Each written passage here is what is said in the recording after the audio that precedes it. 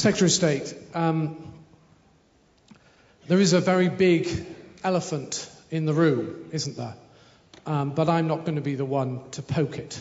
Leave that for someone else. Instead, I'd like to congratulate you on again sounding so sincere and knowledgeable, someone who's considered these issues very, very carefully, and how impressive that is in a Secretary of State. Indeed, you seem the sort of person that one would like to go and have a drink in a pub with and perhaps discuss a Shakespeare sonnet or two. You are also the sort of person who came forward a year ago, 18 months ago, with an inspiring vision. And in fact, I was one of the heads of an outstanding school who responded to that vision and became an academy.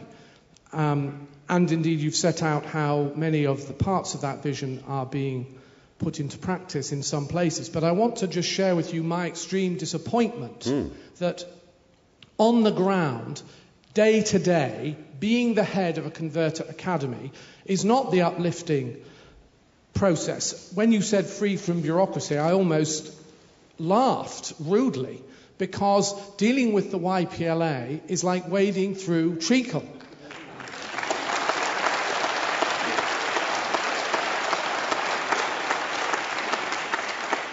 And I'm long enough in the tooth to remember dealing with the funding agency for schools. So I know it is possible to have a quango that does a good job and talks to schools. I'm only allowed to talk to one person at the YPLA, and she never has any answers. She's very nice, but she never has any answers. We've been waiting for 3 months. We're 3 months into our budget, and we still don't know what the correct figure is, because apparently ministers are considering it but haven't decided, though I rather blame the YPLA myself. And also, can I also say that you said a year ago that you were going to stop specialist schools money being ring-fenced. You were going to give it direct to heads. Heads would be able to decide what they wanted to do with that money. Well, in Lincolnshire and in many other local authorities, it's the local authority that's deciding what to do with that money, and actually they're contemplating it, giving it to primary schools. It's not going to come to my school at all. So that's something that I feel very, very frustrated about. I'm also very frustrated that as an academy head in a local authority where 2/3 of the secondary schools are academies, you're proposing a national funding formula where the local authority will be able to decide how the money is distributed. And I strongly urge you to come up with a formula that gives money to each school, and that school gets the money. Thank you.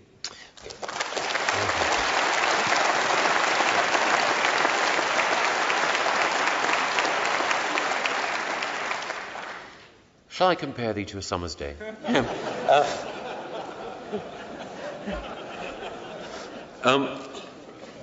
But actually what I should say is, let me not to the marriage of true minds admit impediment. I feel your pain. Well, that's all very well. Get on with it, Gove, is the message that I take away. There are a couple of things I would say. The first is that we've been mildly taken aback, but pleasantly, by the number of schools that have embraced academy status. And I think that while most schools have encountered difficulties along the way, there are very few schools that would go back. I do think, however, that with the weeks and months that pass, some of the frustrations that you have with the YPLA, and in particular the funding formula, are becoming more painful. I suspect, and it's difficult, I know, with an audience as big, I suspect those people who have difficulties with the YPLA find that they are primarily around the calculation of funding and the compliance mechanisms associated with that. That's the main bugbear. The way in which, I presume, and there'll be an opportunity, I hope, for me to hear more about other specific concerns that people have. What I would say is that the complicated funding system that we have at the moment is there because of a desire established by the last government and shared by us to ensure that there is no intrinsic financial benefit to becoming an academy. That as an academy, what you receive is the money that you would have received if you were a local authority maintained school, but you spend it rather than someone else. So when people say, and most people here will know this, oh, academies get more money. Actually, no. We just get our control over a larger slice of what is really our money in the first place. But even as we've moved to try and make sure you have that money, there's been a movement against us from some, though not all, local authorities. And that means that because we calculate part of your budget by, or rather the YPLA does, by replicating what the local authority does, and because another part of your budget, LACSEG, comes from us interpreting the Section 251 form that local authorities fill in when they say what their respective budget lines are, some local authorities have filled in their Section 251 forms in such a way as to deliberately game the system or obscure what's going on in order to make sure that they have a larger slice of the money and you have less. And in some local authorities, they've put up a good reason why they're doing that. In others, frankly, I think they're playing fast and loose.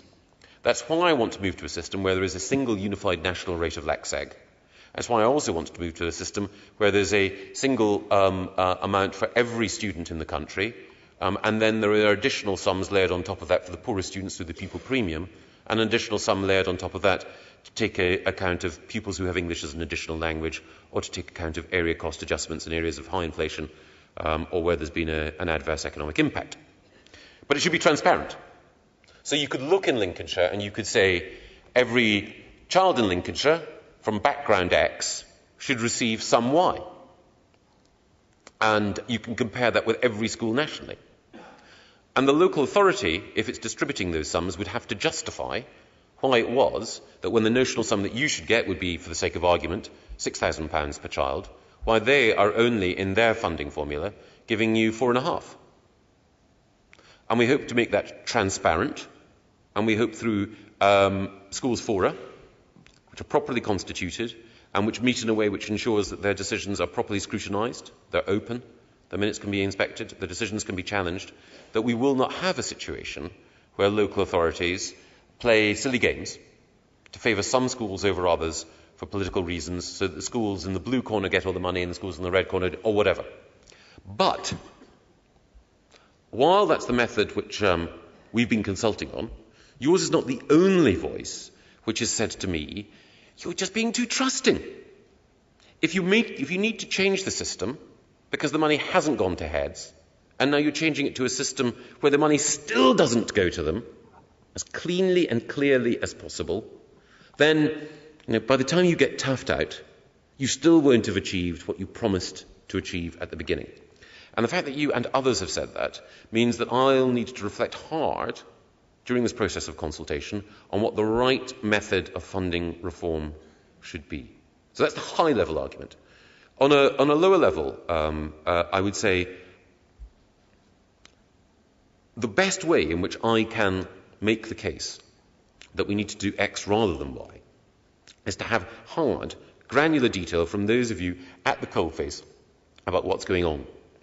So please email either my special advisor, henry.dezoet, D-E-Z-O-E-T, at education.gsi.gov.uk, or my private secretary, roxanne1.smith, at education.gsi.gov.uk, with specific examples of problems that you faced.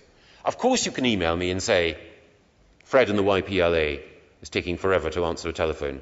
Could someone please check to see if he's still breathing?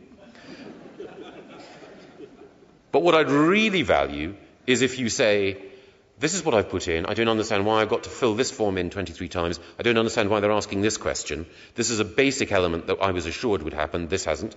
And similarly, if it is the case that Lincolnshire or any other local authority is playing jiggery-pokery, let me know what the public statement is which is designed to defend their position and what you feel is wrong, because feedback direct from the front line means that it's easier for me to work for you.